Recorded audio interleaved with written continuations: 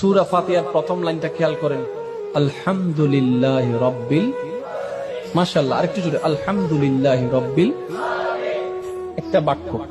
এর পরের বাক্যটা একটু খেয়াল করেন, আর রহমানির রহিম। আপনি কি কখনো ভেবেছেন এই কোরআনুল কারীমে সূরা ফাতিহার মধ্যে আল্লাহ স্টার্টিং এভাবে করলেন কেন? আর রহমান কার নাম? আর রহিম, যুবক ভাইরা বলুন কার নাম? আল মালিক কার নাম? আল কাদের কার নাম? আল আজিজ কার নাম? আল রউফ কার নাম?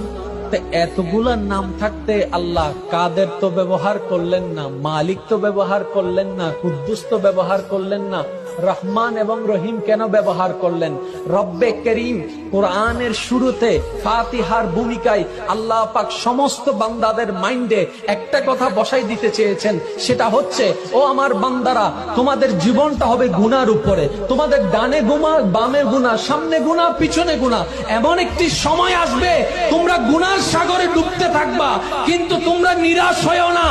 আনার রহমান ফিদ দুনিয়া ওয়া আনার রহিম ফিল আখিরাহ।